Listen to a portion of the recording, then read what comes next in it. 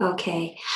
And welcome, everybody. If you're here with us on our virtual platform for mini Atlantykron days, today we're talking about communication and the way that we connect. And we have a very special guest with us today. And I want to welcome you to our platform and say hello, hello.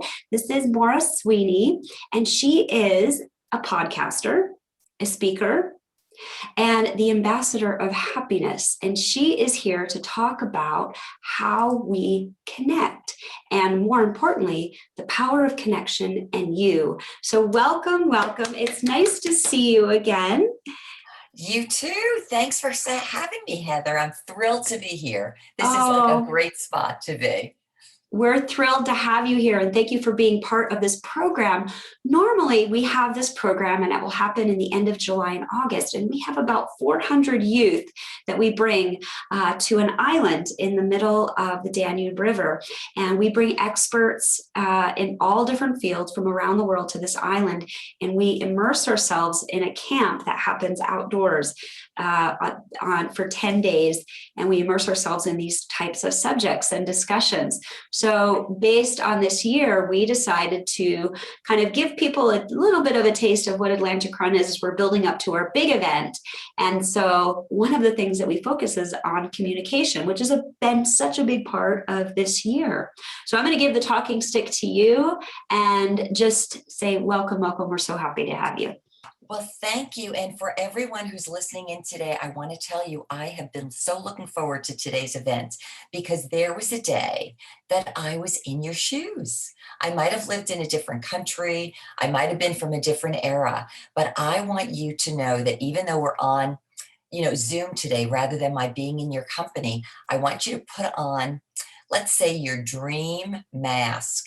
And I want you to be able to step into a place where time goes away, distance goes away, and you're going to have an opportunity to use your imagination, to see yourself in pictures, and to think about the powerful ways you, wherever you are, whatever your circumstances, can contribute to becoming a communicator. You have no idea of how powerful it is. So anyway, as you can tell, that's my picture, and I'm saying, here I am. And we're talking about the power of communication in you. The next, I just want to say thank you again to Heather for having me. We met several years ago. And Heather, you know what? An interesting thing, I very rarely remember people's faces or names. But when we were at the Nelson Mandela Day celebrations, the inaugural, I never forgot you. I met many people. Your spirit was so quiet and gentle and beautiful. And I don't know if you were doing something with trees, but I never forgot you. So when you called, I thought, isn't this wonderful? So anyway, thanks for having me. Thank you. Here's some things. You're welcome. I want to show a couple of things just to let you know that I am involved in communications, but communications is so big. I've just happened to make a career out of it. So one of the things I am is an international speaker. I speak often on leadership, with or without a title. I speak on self-development. How do we bring ourselves higher and how do we grow ourselves? And that could mean with school, but it could also mean by teaching ourselves things. And the third thing that I would call a superpower is the power of happiness. That's one of the things I do. I've also been interviewed many times by people in the media.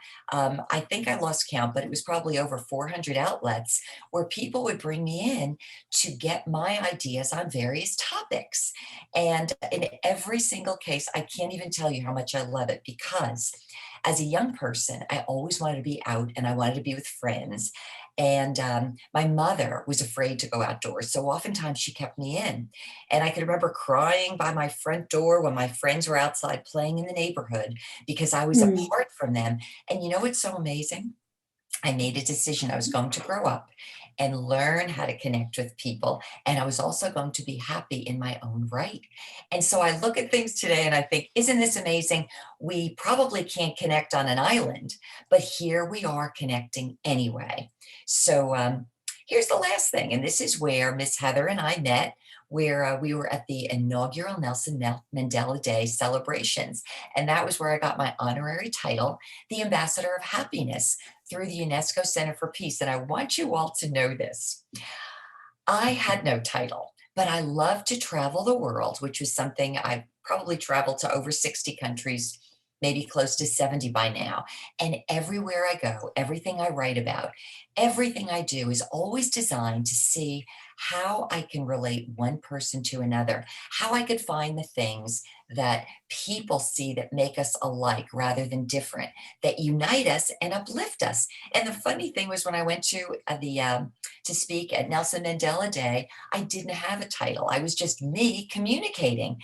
And they said to me, well, we have an honorary title. We'll call you the Ambassador of Happiness. So I want you to think about that in terms of your own desires, your own ways of communicating. What might people say about you?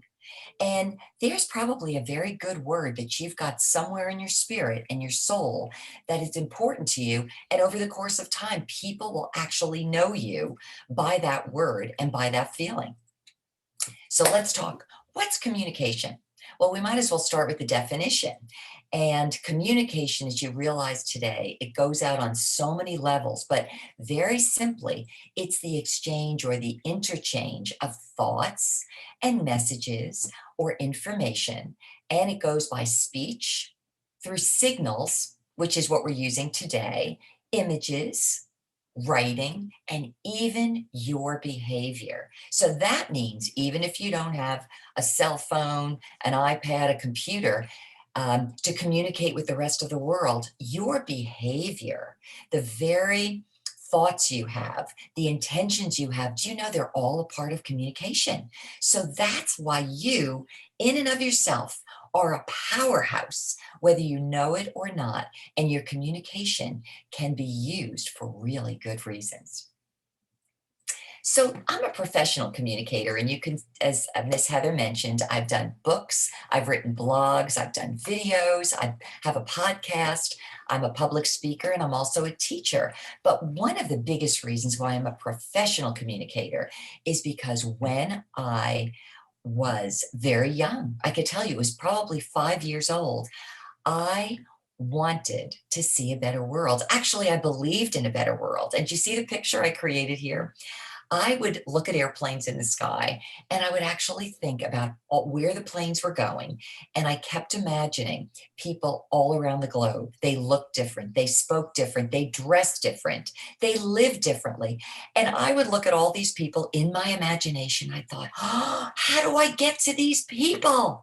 These are like my unmet friends, my unmet relatives. I've got to go out and see them. So one of the reasons why I communicate on every level is as a professional communicator, I would say, is because in my heart, I really, since childhood, wanted to see a better world where everyone, they may look differently, they may be different in appearance and in conversation, but I wanted everyone to see a world work better, be happier, be more harmonious. And so there you go. That's a picture of my sense as a small child many, many years ago, wanting to interact with the world or communicate with the world. So maybe this is bringing to mind something for those of you who are watching today thinking, you know, Maura, I may not have thought of traveling the world and making friends everywhere, but I have something else inside of me that's a dream. It's like a vision, and I want to make it happen. So as we're going through these slides today, I want you to be thinking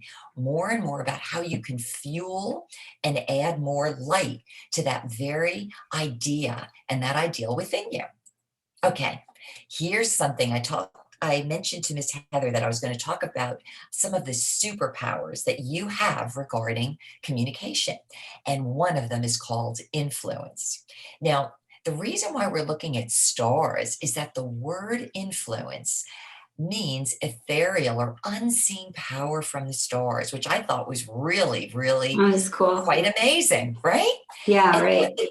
it is. And I guess having to do with Atlantykron and some of the things you get into, this is kind of neat. Here's the amazing thing.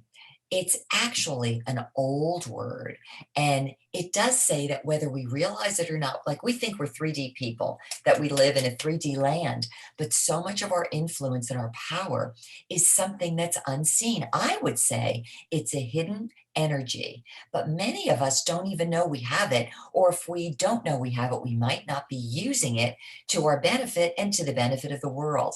So here's the actual definition for influence, which is something you have. It's the capacity or the power or the potential to have an effect on the character, the development, or the behavior of someone or something, or the very effect itself. Now, how many of you might have thought to yourself, oh, you know what, Maura, that sounds really good, but I don't see myself as a person of power. Well, this is a picture I wanted to bring about. If you've ever looked at a very, very still lake where nothing is moving, it's just perfectly still, and you take the tiniest little pebble, I want you to think of yourself and your influence as that pebble. And if you take it and you throw it onto the water, you'll notice that it might be the tiniest little pebble, but it creates rings. And those rings are a picture of your power and of your influence. You have no idea sometimes the words you use, the smile that you exude, the kindness you give, an idea that you share with someone, how that becomes an influence like waves, and the waves get bigger and bigger and they spread farther and farther, not only in space, but also in time. Never forget that. You may be thinking, oh, I'm just a young person right now, but something you do today can end up affecting so many people later on in time, as well as in the here and now. And I want to show you this. Look what happens when you combine your superpower of influence with other people around you. When you connect with other people and start communicating with other people, let's say that you really have something in common with, or that feel good when you're around them, that they're very supportive of you and you're supportive of them, that your circle of influence mixes with their circle. You learn things from them, they learn things from you. And can you imagine that your little pebble of influence over the oceans of the world, over the time, over the course of space and time, can end up affecting the world? So keep in mind then, when you do communicate, that you always want to communicate something good or something beneficial or something that's going to add to something better, because we're going to talk a little bit later about another superpower concerning communication. Now, this is a quote that I took out because I thought it was a really good one. Eleanor Roosevelt has since passed, but she was the first lady of our country. So she was the president's wife many, many years ago. And she had a lot of, let's say, reasons in her life. She lost her father, who she loved when she was a little girl. Her mother didn't really like her or respect her. She just had many reasons in her life not to feel special, not to feel loved. And she could have said, oh, you know, life is not so great. And yet, this woman became one of the most powerful women and people in the entire world during the 1930s, 40s, and 50s. Now, that's a time when you think women normally didn't have power. But here's what I want you to concentrate on. And we're going to look at her quote backwards. Are you ready? And this is involving you. She says, small minds discuss people. Average minds or middle of the road minds, they'll discuss events. But great minds will be discussing ideas. So think about this whenever you're going to be communicating, and however that means, you're going to want to do it with your ideas. And here's another thing. I explained to you how when I was small, my mother really didn't want me out of the house. So I actually felt like I was contained and I couldn't get out. But because I was an idea person, many of those boundaries, many of the barriers, many of the things that I felt held me back or could have held me back, because I decided to be a person of ideas, I overcame so many of those barriers. So maybe you've got some barriers in your own life that just pertain to you. And you'll think, well, I've got these big ideas. Well, never, ever lose sight of those ideas. Think about them, imagine them, talk about them, find ways to share them with other people. And I'm going to tell you something interesting. When you become this person who's always communicating your ideas, walls go away, ceilings go away. When there are people, maybe they'll tell you, well, because of your gender, because of your age, because of your lack of education, you can't.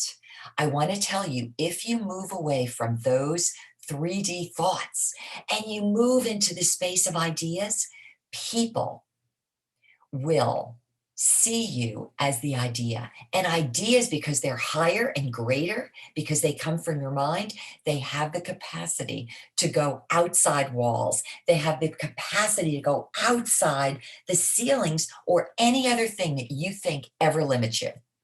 And I'm telling you, Eleanor Roosevelt lived by those ideas, and she proved them to be true. Okay, so here I want you to reflect for a moment. If you notice in this photo, I've got a rear view mirror from a car, a mirror. And mirrors are great places to reflect because oftentimes we want to look at the outside world and we forget to think about our own. We forget to think about what's important to us. That little picture, the little person, is me at 5 years old. And that was me. I was loaded with these great ideas about what I wanted to be when I grew up. And I had many excuses, or can I say opportunities, where things came against me. They came against maybe the dreams I had. And yet, I don't know how I did it, but I never forgot my dreams. And dreams are part of the areas and the arenas we communicate in because they go beyond the things we see. So I want to make you think today, what are some, maybe even one dream you have in your life? What is it right now? Here's what I want you to do. I want you to close your eyes and I want you to put your hand over, let's say, like your heart and just below your collarbone. And I want you just for a moment to think to the happiest moment in your life, okay? Of something that made you feel really good. And the moment that you find that space in that place, I want you to just remember it, okay?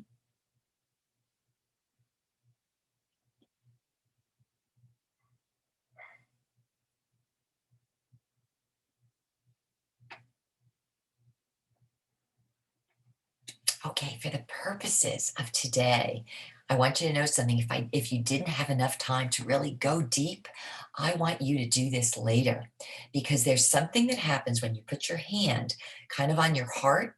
Your mind goes away, the things that would sometimes limit us, things we've been told by others, but your soul will start to speak. And do you know you have things that have been sown into your soul? And when you say, where is my happy place? And you decide where it is and you feel it, I want you to write it down. Maybe you could write it on paper or you could draw a picture of it and you could remember the smells and the scents and who you were with and what you were doing and what you were thinking about. Let me tell you why this is so important. It's because those are the things that you're almost born with from the stars that you are to communicate with and that you are to change the world with. And when you do, I want you to think about them as tiny little strings. And you might say, well, I have this and I have this. What am I going to do with them? Find certain ways, even in the tiniest ways, to connect with those things in that space. And as you do, they're going to grow in little thin strings will turn into twine. And then the twines will start to gather together. And before you know it, you may have a blanket. And that's how you take things from your ideas and your dreams and you turn them into a reality. And I will tell you, when it comes to communication, our world is often guided by outside communications. And what I want you to do is think about your inside communications. If we want to see a better world, then guess where it's going to come from? It's going to come from you. And it's going to come from the stars and the things that have been put in your soul and the way you're going to start playing with them and imagining them and visioning them and using your every single method of communication to bring them about and make them real. Okay, now you might be saying, oh, Maura, I don't know if I could do this. And I want to tell you, yes, you can. There was a man by the name of Wayne Dyer who passed on a few years ago. And I love this comment that he made because he was a real good thinker. He said this: if you change the way you look at things, the things you look at change. Sometimes you might have something in your life that maybe looks either sad or disappointing, and maybe you just focus on that one thing. But if you change the way you look at it, then suddenly it takes on a whole different appearance.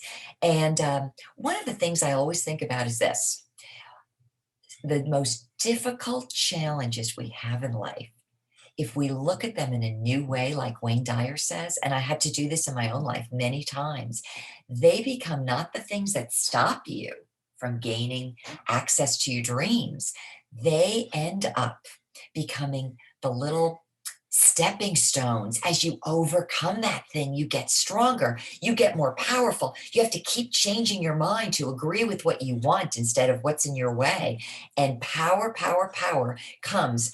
Think about this. Imagine yourself as a power station.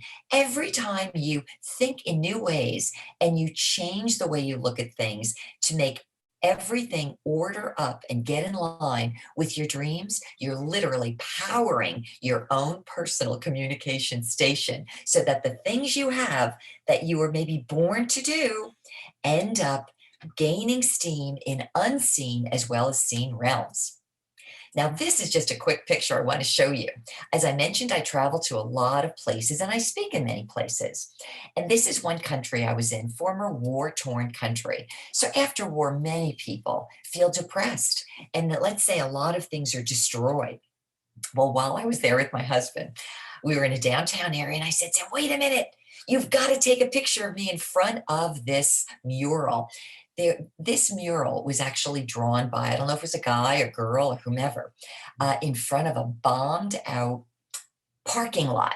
And you could see there was shrapnel, everything kind of looked terrible. But this person was a person of vision, and they used their artwork and their vision to communicate something to me, a woman who lived in the United States. And this could have been my seeing it several years after the person drew the mural. And it said, pick your glasses. And I knew what the message was for everybody in that city. Young people, there were a lot of young people who lost their hope due to war. And they said, look at this. Well, this is how a picture can tell you or communicate. All of the glasses that we put on during the day could look like everybody else. Like, let's say everybody is thinking one thought, and maybe the thought isn't so great. Maybe the thought today might be over, oh, we have COVID and it's a pandemic, and are things ever going to get good again? And everybody's wearing, basically in this image, the same set of glasses. Do you notice that they look gray and they look colorless and lifeless? But one person decides they're going to put on their own set of glasses. They're going to see things with a new lens, and they're going to see those things from inside. And if you notice the one pair of glasses, instead of seeing the gray that everybody else wore, I think there were maybe 13 pairs of glasses here, they see everything is light, everything is life, everything is blooming. Now, here's what I want you to know. That one person had an idea in their mind, and they thought, how can I communicate that idea to others? And they used artwork to do it. And it's so powerful. And what it's saying is that every day when you wake up, you get to choose those glasses you're going to wear. You get to choose the vision you're going to have. Are you going to have vision of life, or are you going to have vision of death? Are you going to have vision of war and destruction? Or are you going to have a vision of everything new growing, and maybe new ideas and new things that are going to be built? And when you start doing it, guess what happens? You end up becoming the conduit, or I would say the engine of change. Other people actually can feel the energy that your vision carries. And what do you think happens? They may all of a sudden say one day, whether they know it or not, I don't like these glasses I've been wearing. I like the new glasses that so-and-so is wearing. I like what they're talking about. I like what they're speaking about. I like their ideas. And that could be you. So here's another thing. Do you know we actually become our ideas? We become our ideas. Many years ago, I saw this old Jewish proverb, and I don't know if you've ever had something that somebody said to you and it made you think over and over again, like, wow, there's a mystery in this. What is it? Well, this was mine. It says, as a man or a woman or a child, as a person, whoever you are, as you think in your heart or thinketh in your heart, so are you. And I'm thinking, why is it that I can't let go of this proverb? And a proverb is usually something that's got wisdom in it. And I must have looked at this thing for a year and thought, I don't understand it, but I know there's wisdom in it. And one day I found out the wisdom behind it. This is an old expression, but do you notice the verb thinketh? We don't say that anymore. We don't put ETH suffixes at the end of things anymore. So I thought, what does ETH mean? And as I did my own research, I learned that back in the day, when people would speak and use the suffix, it's a verb suffix, ETH, it meant to do something over and over and over and over again. So I thought, that's what this person was saying. The more you think about something, within your heart, within your soul, the more you meditate on it, the more you talk about it, the more it becomes who you are. So literally, the ideas we carry as we think about them over and over and over again, it becomes who we are. Now, let me give you 2 pictures of this. Remember, I talked about how we talk in many ways. We could communicate by writing, by speaking. We could communicate online. We're communicating right now on Zoom. We're on podcasts, TV, etc. But do you know you can communicate through your body? Even our body communicates. And that's a great thing because you could be in a place where people don't know your language, but they can read you. Now, the reason why I took these pictures out is because these are 3 pictures of me. The first picture, I was 15 years old. The second picture, I was 23. And the third picture, I'm going to tell you, I was 60. 60, that's a heck of a lot older than you. Any of you that are listening today. But here's what I want you to think about. When I said here, what messages are these people communicating? If you were to look at the picture in the far left and really look at it and let the picture speak to you, I wonder, Miss Heather, if you want to share some of the words that would come to mind about that first picture, or anybody else that wants to share. What would that body be speaking to you? And be honest. Let's see. I'm looking at the first one. It's black and white, right? And I'm going to put it on the big screen. Okay. And you're carrying a suitcase. So you're kind of on your way, but the way that you're looking at the camera, it's almost like there's a little bit of uncertainty or something there. So there's a little bit of uncertainty, hesitance maybe, but you're ready. You're still going to go. You're ready to go. You know what? It's so funny. Every time people see pictures, they always come out with something new. Those are excellent observations. Okay, I was on my way to Spain. Now, the interesting thing about this is that in this photograph, can you feel the heaviness? You're uncertain. When you say uncertainty, you're absolutely right. I was going somewhere else. I was leaving my country, but you see the suitcases? Yeah. All right. Do you feel the heaviness? There was actually heaviness in my soul, and there were so many things I was carrying. Yep. It's giving me chills. Oh, well, this is to make a point to everyone who's listening today, because, we all have things in our lives that will happen maybe to us. And then we think, oh my gosh, this is going to be who I am for the rest of my life.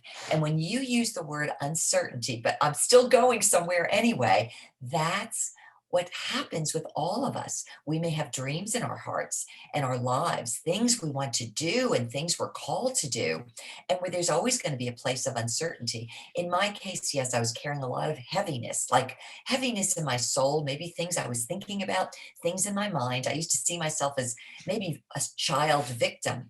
But because my dreams were so big, I would force myself to continue going. And so I want you to realize that body is speaking. So that means to anyone who's listening today, wherever you are, your body gives off messages. It literally emits signals. And I would almost say this, maybe you wouldn't even pick out that person in that first picture out of a crowd, but you would probably pick out the person in the last picture from a crowd. Isn't that right? Oh, sure. Now tell me if Yeah. you would, Heather, or anyone else, it doesn't matter. I could tell you the in-between picture was me. At 23, I was halfway through law school. My family wanted me to be something, which was a very good thing. They wanted me to be an attorney, like my grandfather. But the interesting thing is that um, I couldn't do it. My body wouldn't allow me to do it. And it was just before I knew I had to leave. If you look at my eyes, everything, I looked like I was losing the light and the excitement within me. And I thought, one day I couldn't get out of my chair to drive myself to law school. I couldn't even speak, Heather. I could not speak. Yeah. And I thought, you know what? I'm going to find my own way to my happiness and my purpose and what I'm here for. Now, the last picture, I'll make it very quick. If you look at that, that's a picture of someone who always followed the thoughts and the ideas within and helped me to connect my ideas with reality. And so I want anyone who's watching today, maybe you feel like maybe there was a hope you had or something you were expecting didn't happen. Never, ever, ever lose hope and know that your challenges and the hardships actually cause you to think again and think again and think again and to think anew. And that very act of having to choose what your dreams are and what you want to communicate and what you want to be in the world ends up not working against you, but helping you become a powerful, bright light. And here's the interesting thing, most of the time people get older, they sort of like maybe they lose their light. The interesting thing, people have said to me, wow, you have more energy now than you did at 15. So think about that in terms of the communication, even showing up in your body. It's a real magical thing if you're willing to put it Mm. to practice. Okay. Let's see, and here, one more picture to show The you and prove to you your thoughts create things. There was water. Dr. Emoto, and Dr. Emoto is from Japan, and I found this research he did. He wanted to see if there was a connection between the thoughts we had and things that would be created in real life or things we can see. And so he would take water and put it in separate containers, and he would usually put a word on in front of each container. So some words were really good and happy words. Other words would be let's say sad words or heavy words. And over the course of time, people would pass by the water and they'd look at what the words were. And then he took a little bit of the water and he put it underneath the microscope. And what do you think he found out? Is that the water and the ideas turned into crystals. And if you notice, every crystal was different. Every crystal was unique. Every crystal was amazing when those words were better words, happier words, higher level words, higher vibration words, and they were all balanced. That's my husband telling me about time. How many more minutes do we have? We have probably about 10, 15 more minutes. Perfect. That's perfect. So here's what I want everyone to notice. When you've got words, look at the water molecule before offering a prayer and then after offering a prayer. See how your thoughts actually can take what seems to be amorphous and bring it together into something of a beautiful order. Now, if you could also look at love and appreciation, what a beautiful crystal that made, or thank you. But then how about the one on the bottom that says, you make me sick, I'll kill you? If anything, that to me looked like cancer, doesn't it? There's no order. So that's why I wanted to let everybody know you're communicating every moment of the day, whether you realize it or not, because your mind, your thoughts, your intentions are going out on a number of levels. So now let's get back into sort of like the 3D world. I just want to tell you, happiness matters. I've learned this, that if you want to make your life better and if you want to communicate better, always try to think or gravitate toward happier thoughts. I knew that for many years when I worked in leadership in big corporations. And then later on, Harvard University did their own study and they said, would you believe that when people are happy, no matter what they're working on, they can do better? So think about that as a way of thinking and therefore a way of having your energy communicate all around your own life and into the lives and arenas of other people. I also want to say that happiness is your superpower, so that if you can think about what is a better thought as opposed to a sad thought or a victimized thought, it's almost like having helium put in your balloon. And this is a picture of me and two other ladies that had a radio show, which is another form of communicating. And we happened to call it the state of happiness. And we did it at a time when our country went through a very bad economic time. So we would interview people about how could they be creative and stay in a mental state of happiness. And the picture we used was the helium balloon, because if you can think about a state of happiness in your mind, you can find ways out of your dilemmas, out of your problems. It literally helps communicate you with new ideas. And it works as an advantage rather than saying, oh, I can't, I can't, I can't. Now, this is me again as a little child, and I want to use this just as a picture for everyone today. Remember, I told you to earlier to put your hand on your heart and close your eyes, which you can do at some point today, and think about what makes you happy. I want to show you the power of communication, the power that's within you for your own influence, and show how when you do stay mindful and you focus in, and then you put your efforts toward these things, they materialize, okay? As 5 years old, I was just getting ready to start kindergarten, and that's me. And there were a few things that were so important to me. One of them was an airplane. I wanted to travel the world, even though I couldn't, and even though it was impossible at 5 years old. And now I'm telling you that I've traveled to over 60 countries. Another thing I was so interested in, dating myself here, is I was so interested in the White House. We had John F. Kennedy as our president. And at the time, I was only 5, but I remember him saying in his speech, ask not what your country can do for you, but ask instead what you can do for your country. Now, I was a little child and I thought, what can I do for my country? How can I grow? How can I contribute? How can I help build? How can I be a part of something bigger? And it made me feel so hopeful. And it got me very interested in positive leadership. That was a big thing for me that I was thinking about as a young child. The third thing, if you want to look at the black and white picture on the top left, that I was watching reruns of it, but it was called the Mickey Mouse Club. And I would watch it every night before I'd go to bed, and they would have children. They were young and they were older, and they also had adults, and they would get together every night and they would go on different adventures, and they would always solve things together. And if you look in this picture, they're playing instruments, and they would always harmonize together. So there you get again the feeling that people are all working together. And I always thought about a harmonized world. And the fourth piece of it was a very old-fashioned typewriter. I told you that I was brought up to be an attorney like my grandfather. And this was me when I was 5 years old, or 4, I would go to his office and I would hear him with his clients in the other office, but I would spend my time sitting next to a typewriter that looked just like this. And he had a legal secretary who would be old-fashioned, talk about old school, writing things and typing away, and she had different papers and blue papers. And I said to her, Mildred, what are you doing? And I couldn't read or write. And this is what she said to me. And this is why your dreams are so important. She said, Maura, we're typing words that have ideas on a piece of paper. And she said, there's several pieces of paper, and we're going to send these papers out. And people are going to read the ideas that we're presenting. They're going to talk about them. And our hope is that the thoughts and the ideas on paper will change their mind.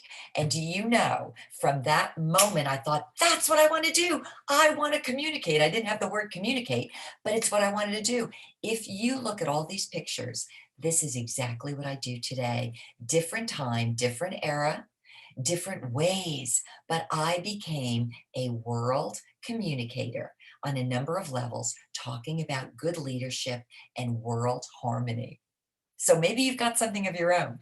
And now I'm just going to go through how many more minutes, Heather?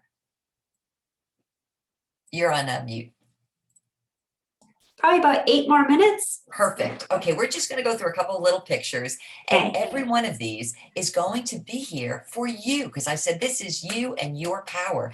Every single one of them is there to help take that, maybe that little light that you've got within you about how you can use your skills to communicate and to become more powerful.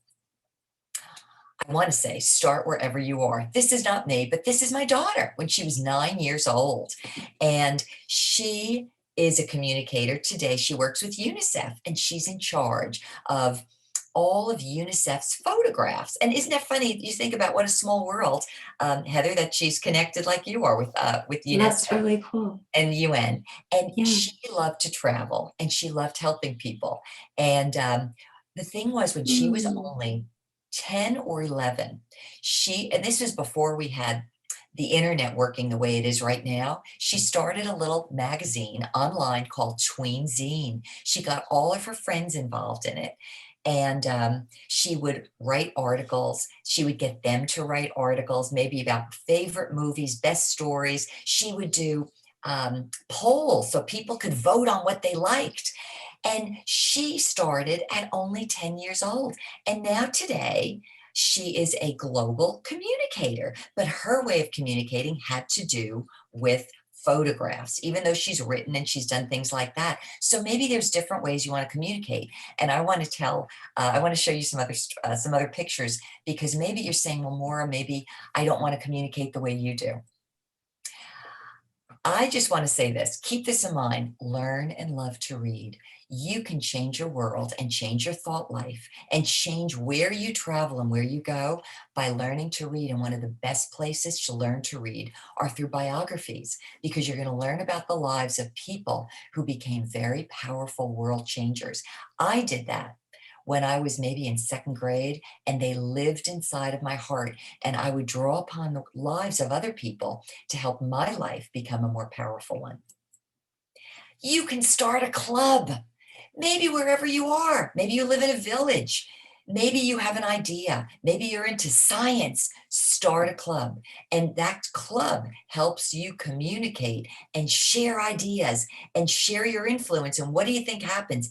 Everybody shares what they know and everybody grows. And when you have things that are in common, everybody feels better. And you all end up helping one another grow and learn more and do more.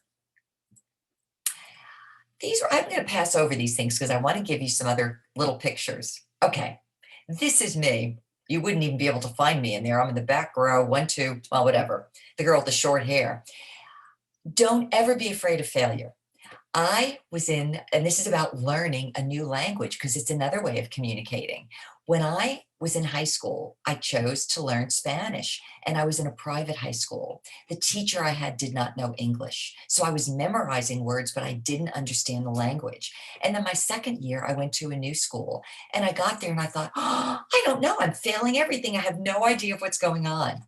I decided to ask my principal if I could go back a year and if I could review Spanish for the first year students with all the young people. Now, a lot of times we don't like going backwards to learn, but do you know, I got no credit for that year, but I started from scratch and I had the best teacher in the world. And she taught me things that helped me grow so well that when I would go on other trips, people would say to me, how did you learn? Where did you live that you speak Spanish so well? So maybe that's you. And here's another way to communicate. Maybe your way of communicating is through music and the arts. And this was me, middle person with the guitar. at my eighth grade graduation. And here's what I want to tell you. Sometimes you can have words that flow through you. You don't just have to put them on a computer. You can write songs. You can draw pictures. You can design things. But in my case, I wrote a song and I learned how to play the guitar. And then I taught the girlfriend to my left to play the guitar. And for our graduation, we sang a song that I wrote. And you know what the words of that song were? It was, be a person, happy and free. Be a person who loves openly. Be a person who is always willing to grow, and be a person the world wants to know. And guess what happened? I grew up to be one of those people. So I think, Heather, you think this is a good place to leave it? I hope that what a wonderful note. a note, like a note of music. Exactly. So think about all the powerful ways you can communicate, and it doesn't matter where you are, what you have, what you don't have. Use what you have, follow what you love, and be very true to the images and the ideas that are in your heart, and keep working on them. And eventually, not only will you grow and use communication as a massive force, but you can use it to make a better world. Bravo, bravo. That was wonderful. And I want to thank you so much for talking about the different modalities of communication. You talked about image, you talked about music, you talk about the written word, and then, of course, all the things that you've learned through your experience. And I could see that you dabbled in a lot of different modalities of communication, and it's just wonderful, And the one thing that I wanted to also just end on is saying, that last picture of you when you had the 3 images, I wanted to say that what I felt when I saw that picture is you were saying, here I am. This is me. And it's very powerful in just the essence that you're giving up. It's very, very confident in yourself and in what you've accomplished. And here you are. This is you. And I felt that from that picture. And it was, what a journey from that first girl to being there. And I hope all of us will have pictures like that, where we are comfortable, where we have followed our passion, where we find our dreams and our talents. And we've been able to communicate not only with the outside world, but I also think it begins with that inside world and that inside dialogue and communication as well. So you've inspired us here, and just what a great energy and spirit you bring. I can't wait to keep sharing this with everyone. And I want to say thank you so, so much for being here and sharing your wisdom and your energy with us today. Thank you. Thanks. And I want to thank you too, Heather. For everyone who's listening, just never lose sight, never lose hope, and never lose the vision for your dreams, because that very vision is what you're going to communicate to the rest of the world, and the world's waiting for you. So anyway, That's right. Have a great one, and we'll talk again. Bye. We'll talk again. Thank you so much. Bye-bye. Bye.